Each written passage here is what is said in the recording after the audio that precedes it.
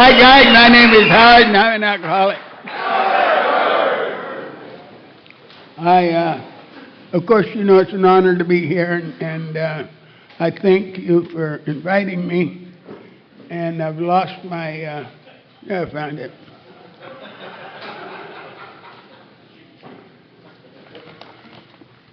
I wanted to see here for sure what time I stop, because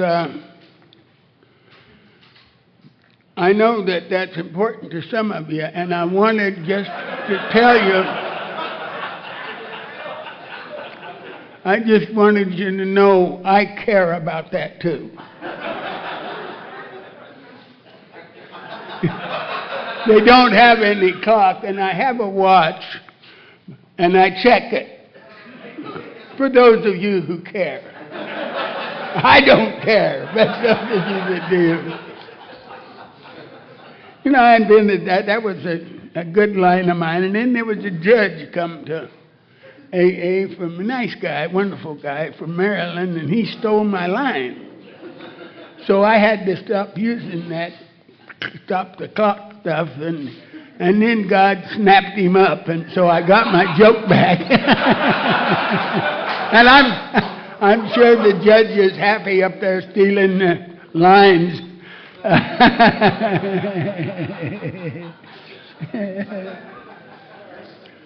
Also, now, this was, could I see the hands of the people with 3 years or less?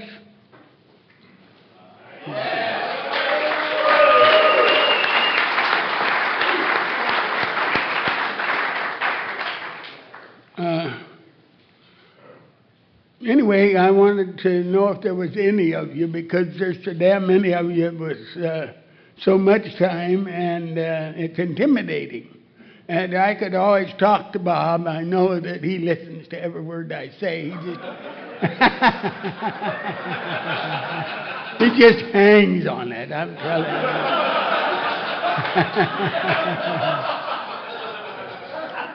you. But for those of you that don't know this, and I know it's just a few of you, I make up stuff. And I say it's in the big book. And I make up page numbers. And nobody ever checks. So newcomers, don't bother. Just don't check, I'm telling you.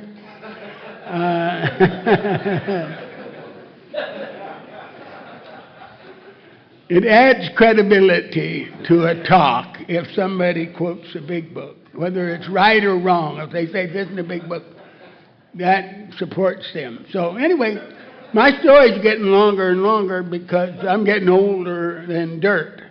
I suspect that, how many of you guys are over 84? I'm the old timer here, I'll tell you that.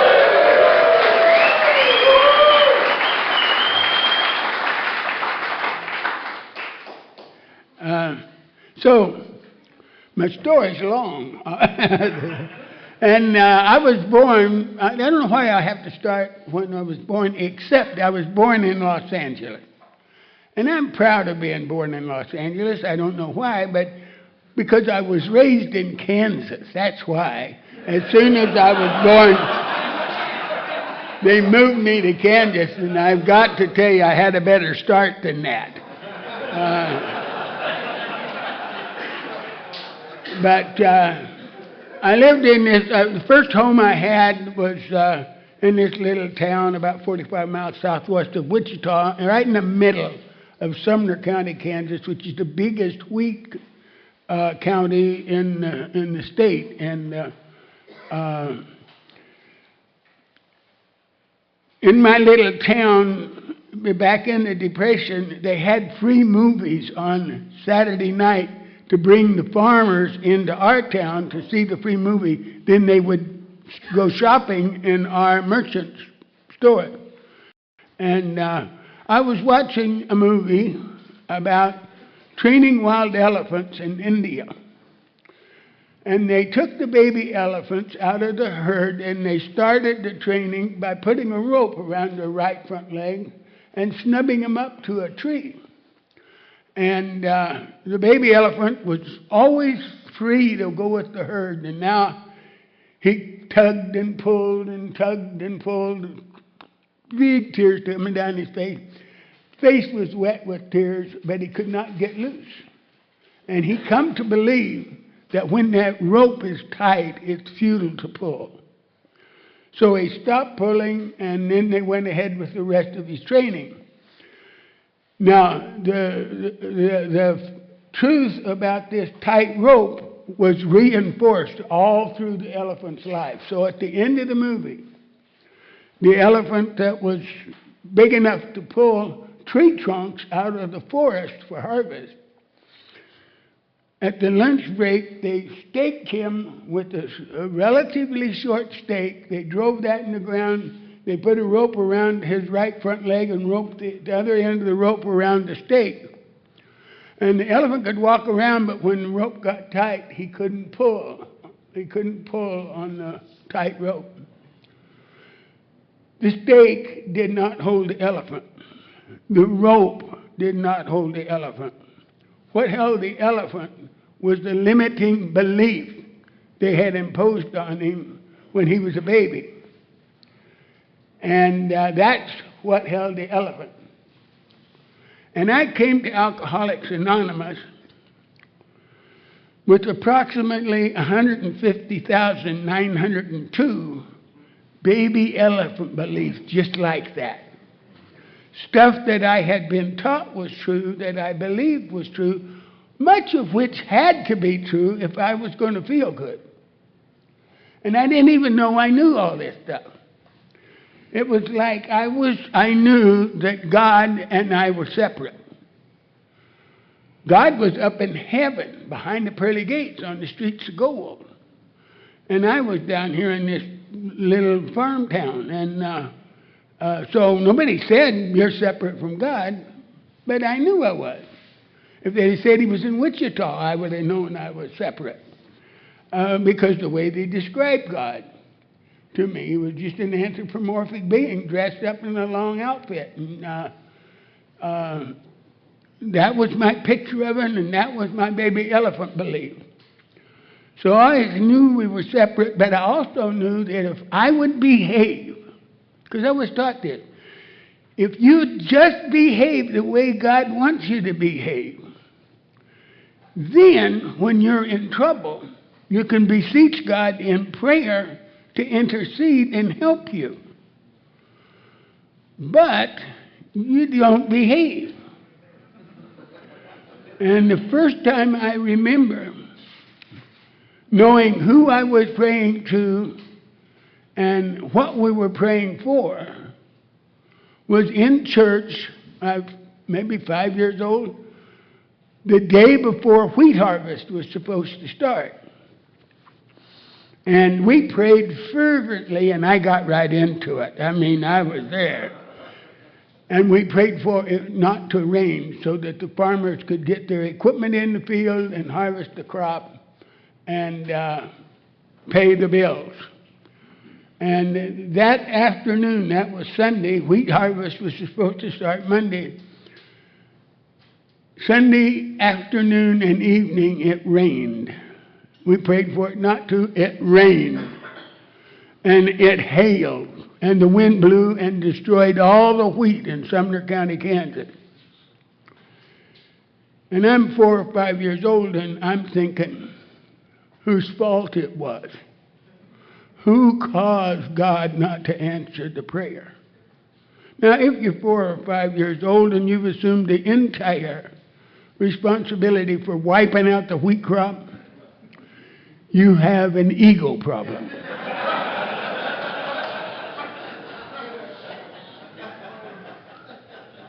It was a pain in the ass then, and it's a pain in the ass now.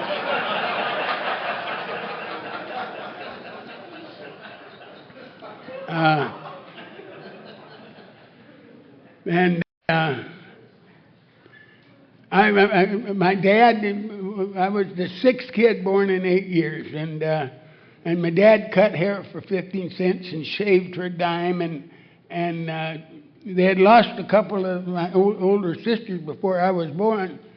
They passed away, and my dad had a 7th grade education, and he was an alcoholic. And he had to have things his way. And I never got the hang of doing what the hell he wanted me to do. And sometimes it didn't make any difference what I was doing. I was going to catch it. And he beat me about 3 times. That's way the hell harder than you ought to be beaten. The first time that I remember, I think it was probably before I destroyed the wheat crop, but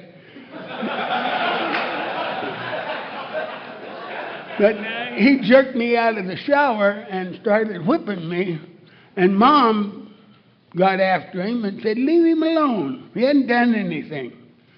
Well, he left me alone long enough to go out and have some more to drink, and then when he came back, he said, "I'm not through with you, young man." Man, he wasn't.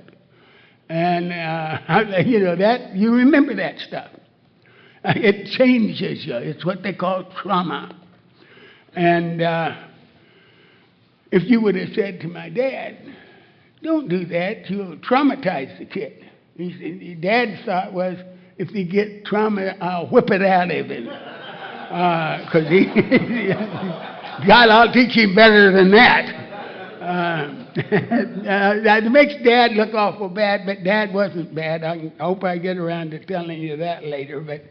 But you shouldn't ought to whip a kid like that. And it changes them. And I never felt good about being whipped. Now, I know some girls in Hollywood who I understand. they go there and whip, and they like it.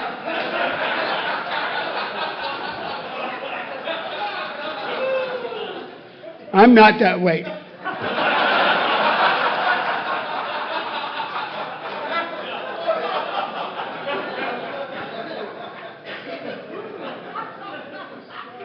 I have a wonderful wife. Many of you met her and know her and love her. And I fell in love with her in the 7th grade, and I've loved her ever since. And it never occurred to me until recently to ask her if she'd like for me to whip her. She wouldn't have liked it.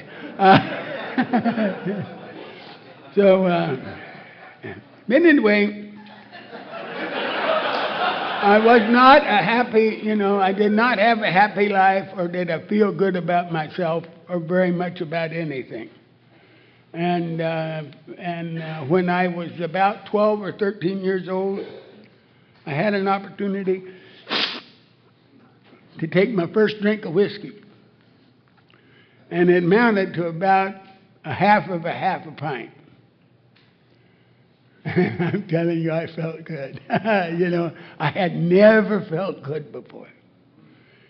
That is a reverse trauma experience. I mean, this is a change that you've been looking for.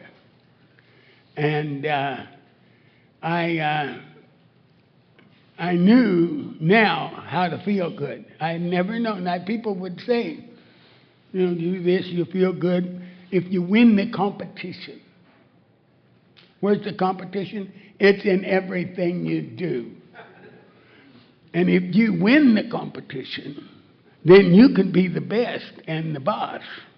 And if you get to be the best and the boss, you can get money, property, and prestige, and a lot of it. And then you'll find happiness and satisfaction. I never, I fought in there. I'm one of those guys that believe that I am spring-loaded to fight or flight. I think I'm in the top 10% in terms of abundance of the neural processor that activates the fight or flight center. And I'm about in the bottom 50% in terms of the abundance of dopamine and serotonin. So if I'm fighting to win and feel good, I am shoveling sand against the tide, or whatever it is you shovel. But it just didn't work. And it never, but the drinking did. And drinking not only made me feel good, drinking made me be somebody. I was nothing unless I drank. Then I was a jerk. But those of us that were jerks when we drank know that that's better than being what we were before we drank. And nothing. Now I am somebody. And I had a wonderful family, my brothers and sisters, and my folks also. Except Dad would go off to pasture a little bit, but and then I was lucky enough to have Patty Ingram fall in love with me, who knew we were 20 years old, and marry me. And then I saw her naked. I had never seen her naked up until then. I know, but falling in love, and I really understand this now, and I deeply believe it, that we all share the same spirit. The universe started out, we believe, as science says, in a very small, concentrated, and everything that exists today come out of that expansion. And so if there was a spirit there, then we all had the same spirit. And this guy Joseph Campbell says, when you fall in love, what happens is my spirit resonated with Pat's spirit, and they knew they were one. And for that to come up through your into your consciousness so you can experience that, it's got to go through your ego. And my ego said, I want to see her naked.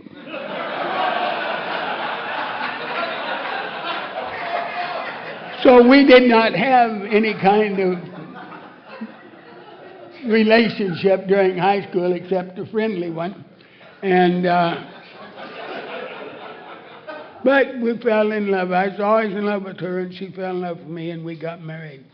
And we started, we had, 11 months later, we had our son, our first son. And I don't have to tell you how inadequate I really felt, or what a phony I became.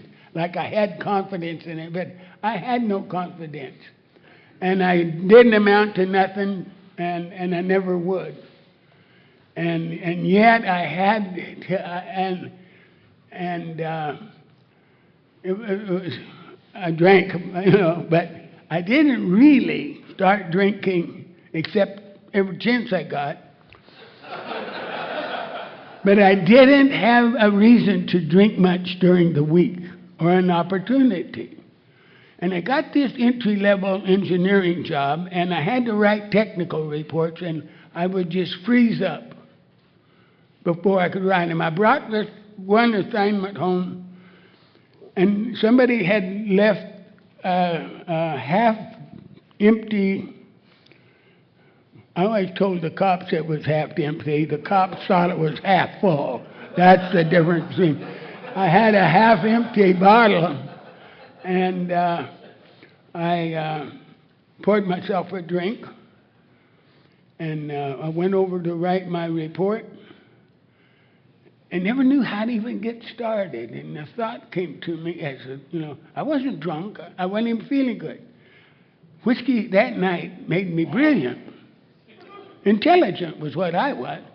And I just, the process came to me, why don't you write a short description of what prompted you to do this analysis?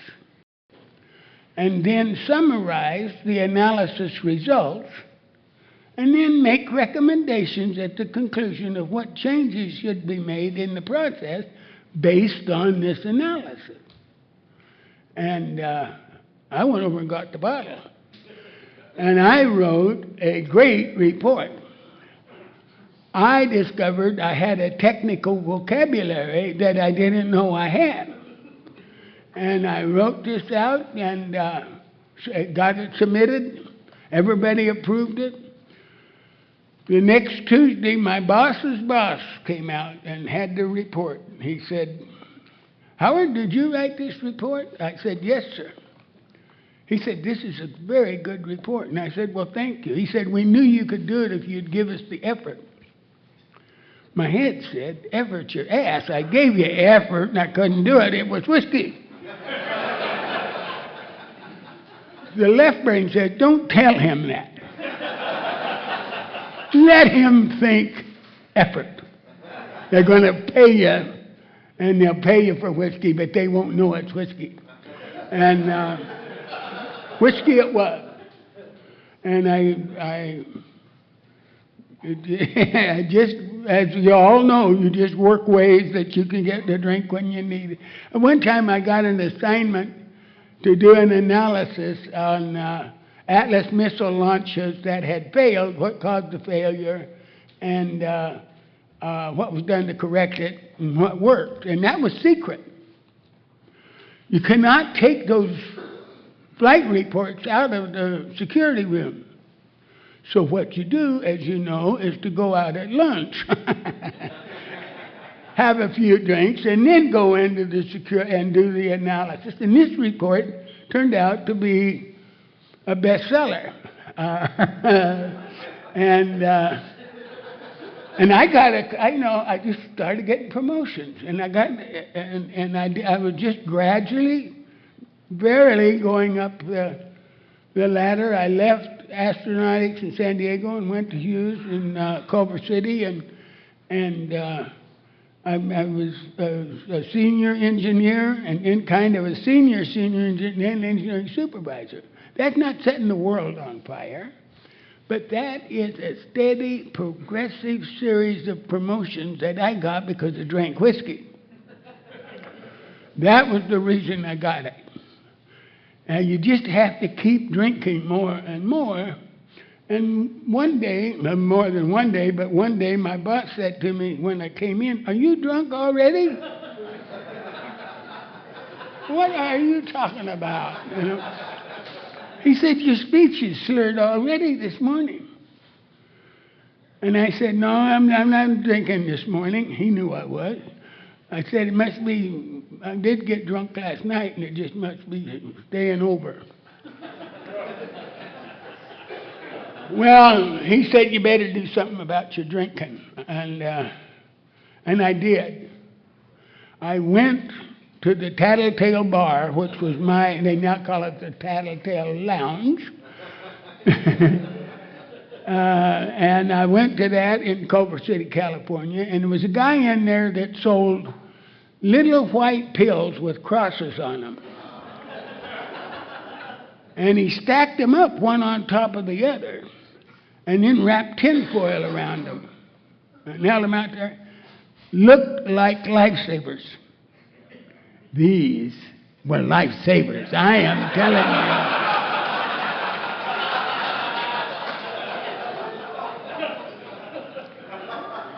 you. Benzedrine and booze will solve all an alcoholic's problem there is, except for controlling your body functions.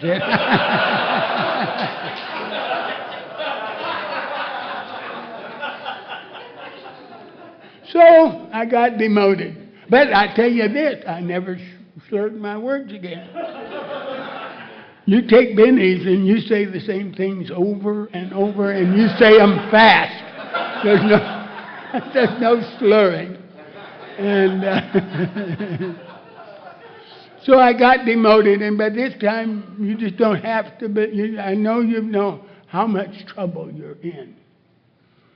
If you got a Bank AmeriCard, and if you can borrow money with the Bank AmeriCard, even if it's Back then, they didn't have real-time access. They had a tab run about so long, and if you went in with a good date on the card, they'd loan you $50 across the counter. Well, just for safety, I'd just borrow 45 and make sure I got, and then I would go to Bank B branch and borrow 45, and then I'd go to another, and then I'd send in a payment on the card with their money, with enough left over that I could pay my tab at the tattletale. Now, like as Bob points out, if you do that regularly, you're going to go into debt. And that's what I sure as hell did. And I had an opportunity to sell some equipment that I didn't own. Equipment that I found right before the owner lost it. And I gave it to a fence. The fence took off with the equipment. I never saw the fence for a long until far into sobriety. Until I'm telling you, every place I turned, I was in trouble. And I thought I'd go to AA. My dad had gone to AA in 1946, and he died sober at an AA meeting in March 8, 1950. So I knew that AA existed, but one of the things I knew was, from hearing these guys talk, was that alcoholics are people that drink in the morning. That was the definition that I heard from the AAs talking to each other. And I didn't drink in the morning. I didn't even want a damn drink in the morning up until one particularly bad morning. And I had a drink that morning, and it occurred to me, alcoholics drink in the morning. And then the next thing I thought was, well, I don't know why alcoholics drink in the morning, but this is getting rid of my hangover. And I'm not an alcoholic, I'm just getting over a hangover. I wonder why they drink in the morning. I always knew where to draw the line. It was right in front of me. And if I started to cross it, I drew a new line up further in front of me. I could give you a whole litany of movement lines, but the last line I moved was in July of 1972. I went to my first AA meeting for myself. And it was a beginner's meeting. And they called on old Chuck Ennison. And Chuck was a long timer in our meeting, and he's long ago passed away, but said, Chuck, the topic tonight, every night they had a newcomer with their hand up. The topic was, what is an alcoholic and how do they stop drinking? And Chuck, would you share on that? And Chuck got up and he talked about his drinking and his just going to have one drink and close the bar. And I was thinking, well, I'm kind of like that. And then he said, I went to AA, and they taught me what an alcoholic is. Alcoholics are men and women who have lost the ability to control their drinking. Now, the loss of control is characterized by an insane obsessive belief each time they start to drink that this time it's going to be different. This time they're going to drink one drink at the most, two at the most. And they're just going to drink enough to get the good feeling, to feel good. And then they're not going to drink anymore. They're just going to drink enough so that they can think straight. Get rid of, that's all they're going to do. Now, he said, coupled with that insane obsessive belief is a physical reaction peculiar to alcoholics as a class of people, which manifests itself in a phenomenon of craving for more once they start to drink. Then he let me off the hook. He said, a craving so strong that their willpower could not keep them from drinking. Man, I was off the hook. On January the 1st, 1965, I put a cigarette out, and I said, that's my last cigarette. I'll tell you this. 5 minutes later, I crave a cigarette. I know what a craving is. 15 minutes later, I would kill for a cigarette, but because I have strong willpower, I have yet to drink a cigarette, yet to smoke a cigarette since the 1st of January, 1965. I put that out, and I have not smoked a cigarette since. And so I see now what it is. Alcoholics are weak-willed simpletons who, when they start to drink, don't have enough willpower not to keep drinking. That's not me.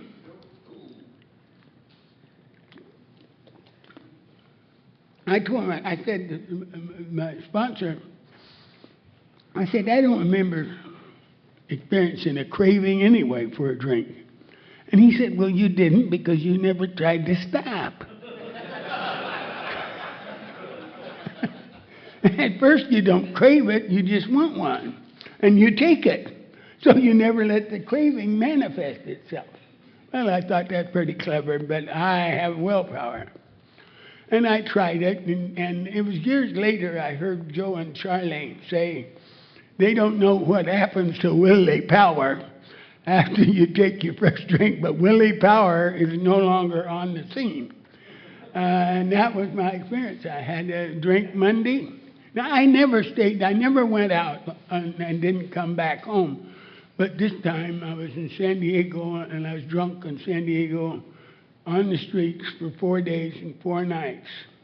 And I couldn't stop. I couldn't get on the airplane. I didn't call home. I didn't call work. I just stayed out there drunk. And then on Friday, I came to.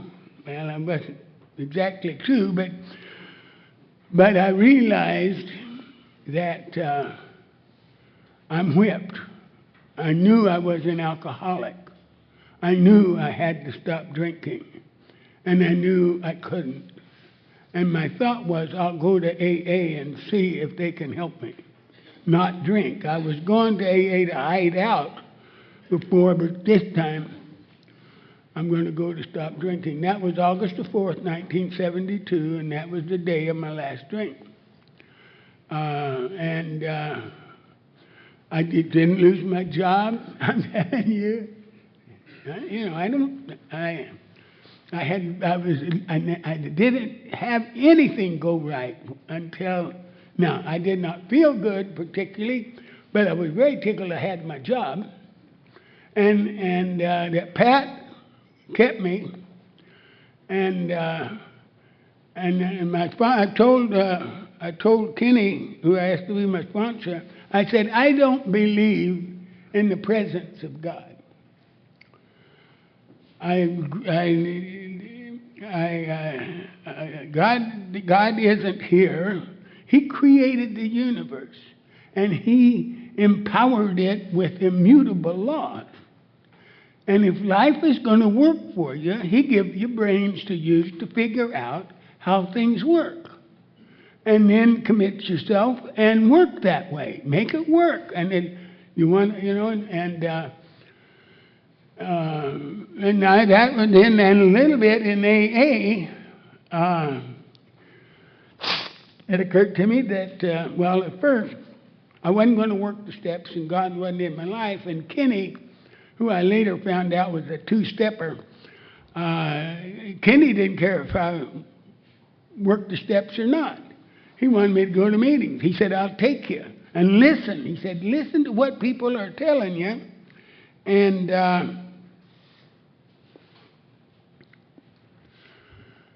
if it sounds good, try to make that work in your life. Well, that made sense. And very quickly, a guy from Beverly Hills said, If you make a mistake and brood about making that mistake, then you've made two mistakes. And the brooding is generally the worst consequence of making a mistake. Well, I'll just stop brooding. And I read the book, and I didn't put I'll Stop Brooding together with we all have many philosophical and moral convictions galore, but when it comes time to putting them to use, the necessary power isn't there. I had no way of knowing that that's what was happening. And I heard a guy, Ski from San Diego, say he was 36 years in learning that all the people that he hated didn't feel the hate. And he said, it's killing me. That's it. I'm going to stop hating too. And of course, I can't do any of these things. And I go to a meeting, and a guy by the name of Don Gates is the speaker. Don was a terrific guy. And he said, if you're new in AA, and I will say if you're old, and you're not working the steps, you'll decide AA doesn't work for you. And if you decide it don't work for you, then pretty soon you'll decide, well, I'm not going to those damn meetings either. I'm not going to drink, but I ain't going to waste my time listening to that same old dribble all the time. And he said, you don't go to the meetings, then you'll go to the bar and order a drink. And if you do that, and the bartender said, what's the matter? Aren't you in AA? Don't AA work? He said, if you're not working the steps, be honest with him and tell him you don't know if it works or not because you wouldn't try. And there was nothing in me to pop off at that. My head popped off at everything. But I knew that that was right. On the way home, I told Clarence, who was riding with me, who I was riding with him, I said, he's right, and I'm going to work the steps. That was Saturday night at Malibu. Sunday, I went to a meeting, and this guy, Archie Johnson, who's an actor and a wonderful, wonderful guy, and he had his hair cut. And he had his hair long, but he had it cut. And I said, oh, you got a part.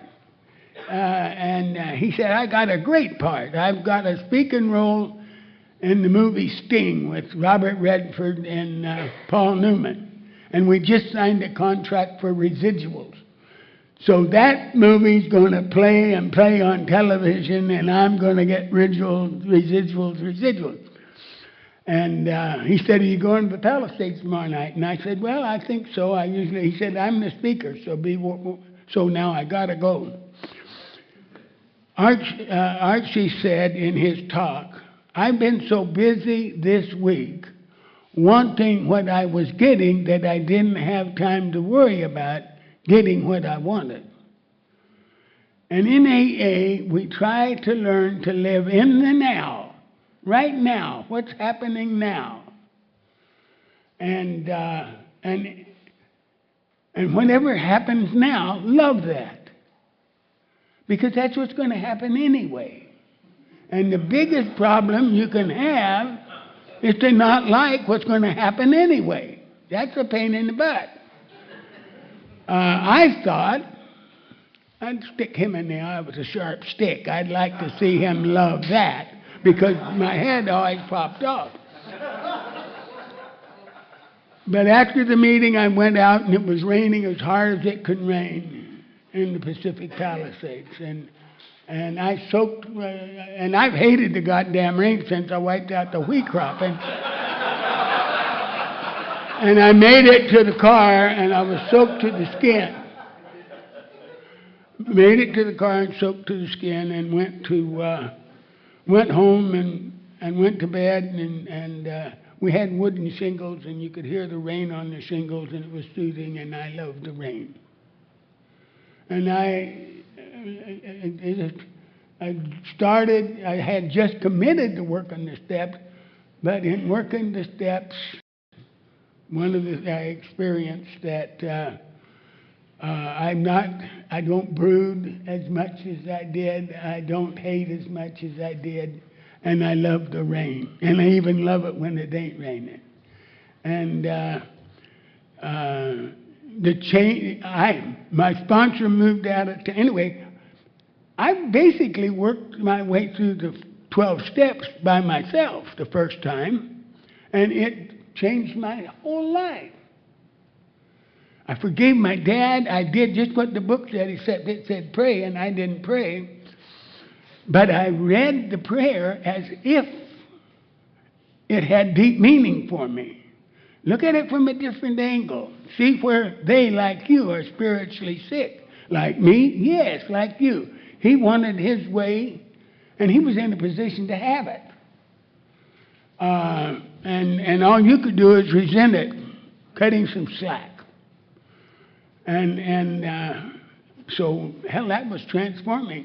And then, not too long later, I told Kenny about stealing the equipment. It turned out that Kenny was high school chum with the fence. And he contacted, I didn't know that, but he contacted the guy right after he talked to me, called me back and told me where the equipment was and what it would cost me to get it back. And Pat went to the bank with me. We borrowed the money. I bought the equipment. I never made a dime lost on that deal. Except I made big time on it because I took it back and my boss let me off the hook. Well, first he had it checked out at the equipment lab, and it was in perfect working order. And he said the next morning, I don't want you to tell anybody about that you stole this, because it wasn't stolen. And I know it wasn't stolen because I have it. And I have to fire you if you say you stole something from the company. So don't say that.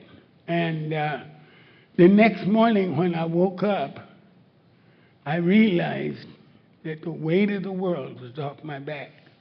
And just now, I'm close to a year sober then.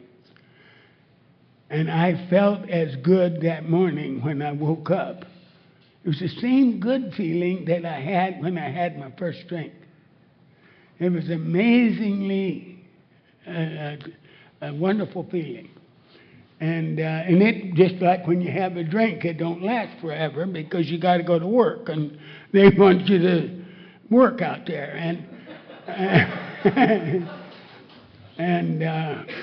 But that changed me, you know. That was a big change for me, and life was going good.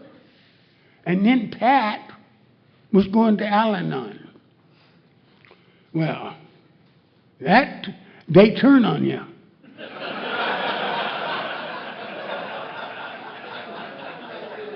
Before they go to Al-Anon, they'll just do damn near anything you ask them to so you won't drink. And the Al-Anon teach him you can't make him drink and you can't keep him from drinking. You have nothing to do with that. That's him. And you don't have to do, if you don't want to do it, you don't have to do stuff. Well, she said, he argues better than I do. And her sponsor helped her in that area. Start with, they have a stupid idea that no is the complete answer. They teach them that. God. No negotiations, no nothing. No is it. And I start negotiations, and she says, Howard, now listen to me, honey. I was trying to talk her into riding up from Los Angeles to Fresno to hear me speak one more time and see all the sights of Fresno, which takes about a half hour. And she said, I'm not going to Fresno again. And I said, come on. And I give her my sales talk. And she said, just let me tell you, Howard, I love you. And we're going to be together forever. And if it causes you pain for me not to go to Fresno with you. I love you enough to help you go through that pain.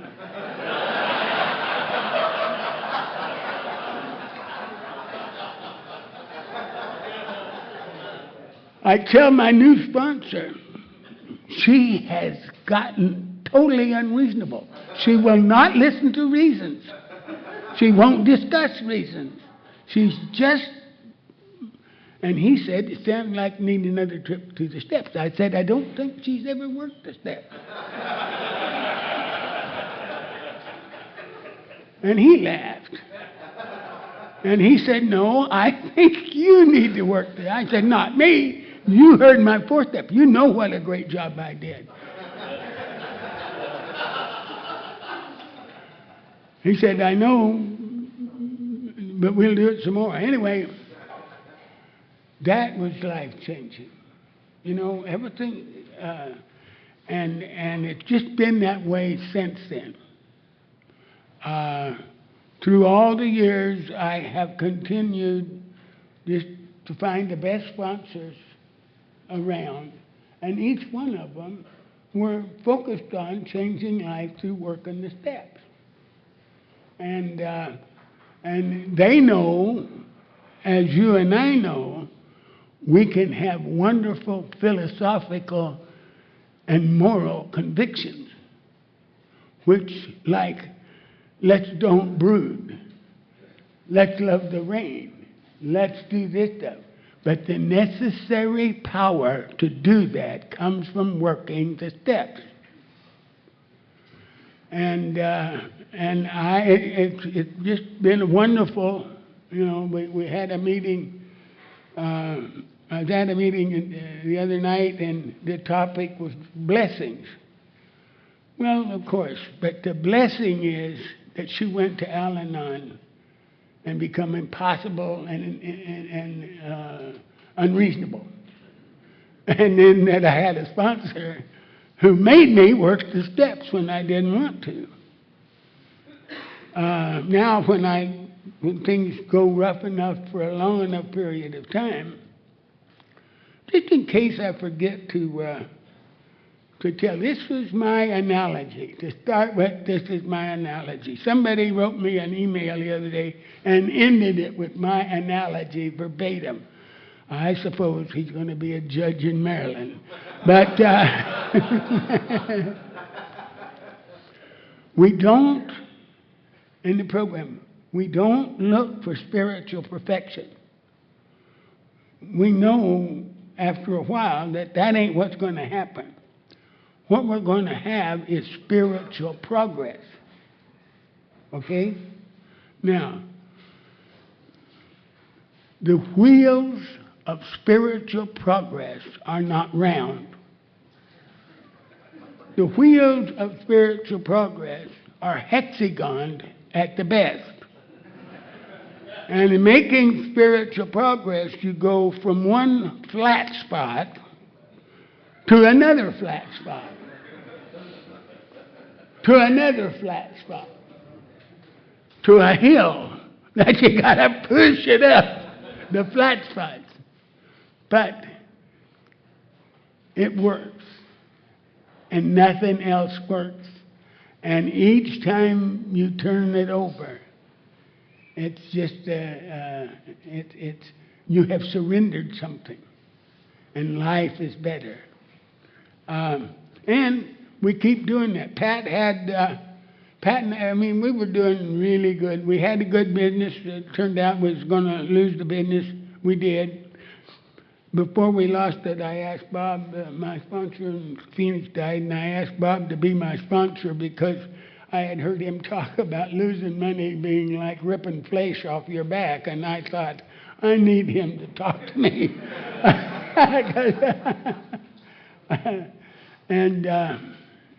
But we had a whole bunch of stuff that was happening. That's what happened. And then Pat had actually 3 strokes in a relatively short period of time. But after the first one, she told me she didn't want to go on. Bob and I were in Nebraska at a convention, And when Mike Fitzpatrick called me, and he was in the hospital with Pat, and he said, I think she may have had a stroke. So I went home the next day, and when I got to the hospital, she's sleeping, and I just watch her sleep, and then she wakes up and sees me. And she said, I don't want to go on, and I want you to help me. Well, I don't want to do that. I understand about the quality of life and not wanting, but I don't want to do that. And I talked to her about neuroplasticity, which you get the study data out of that. It was my conviction, and still is, that working the steps changes your brain networks. That's called neuroplasticity. And I believe that's what happens, and I was researching to see if, but you get most of the data from people who have had strokes. So I explained to her about physical therapy that really gives you new brain circuits that will allow you to, and when I said physical therapy, she's thinking I need to get up. And she said, well, you help me up. And the obvious answer is, hell no, I can't help you up. But what I did was go get the walker and helped her up. And she's crying, and she loves this part when I say the snot was running and everything. But she's going around the room, and I start feeling better than I had for a long. She is going to recover. She don't want to not go on. And it just works, you know. And so I become her caretaker. And I have to have my way about some of this stuff. And I don't have my way about none of it. And then I'm having business problems. Anyway, I write out an inventory, and I took it to Bob. We were at and I read the thing to him, and Bob said, well, how is Pat doing? How's she doing? And I said, well, because it was filled, my inventory was filled with the fact that she won't do what I tell her to about taking care of herself. And he said, well, how is she doing? And I said, oh, she's getting better.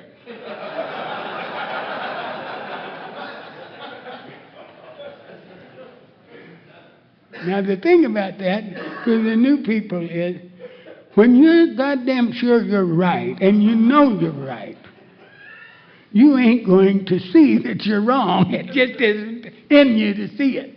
And that's why we write this stuff down. You know, the guy you work for won't have to do that if he's not an alcoholic. Hell, he just knows, you know. But we have to have this extra insight and help. But we get stuff done in the long run where I have a much better life than damn near anybody I went to school with. I have the best. I have the best wife, the best everything of anybody that I was always going to be the last in it. And it's not me, I know that, but I know it's my life, and I love it. Meditation has become a major thing in my life from the very start. Okay, that lets you off with that lecture, but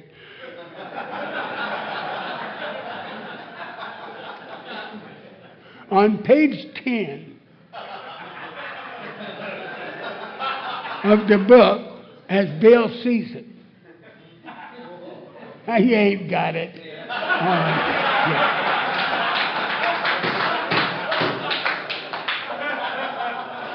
The last sentence on page 10 says, constructive meditation is the first requirement it is the first requirement for spiritual progress in any step in the program. It is the first requirement for spiritual growth in the program. You have to have that to make it happen. The roots of our character defects are deep, and you aren't going to lift them out by just reading the big book. you're going to have to get in there and build new roots. You don't have to take those out. If you don't use them, you lose them. If you fire them, you wire them. And the steps, you fire the new ones and you leave the old ones. They're always there in case you want to pick them up again. Just stop firing the new ones. That'll do it. I read a book on meditation. It says whatever way you find God, that is the right way for you. If you can just know of God's presence because you know God's presence, that's the right way for you. Or if you have to analyze the laws of the universe in order to find God's presence, that's right for you. But remember, wherever you see God pass, mark that spot and go sit in that window again. The program of Alcoholics Anonymous, these meetings, this is where I come and this is where I see God pass. Thank you for letting me share.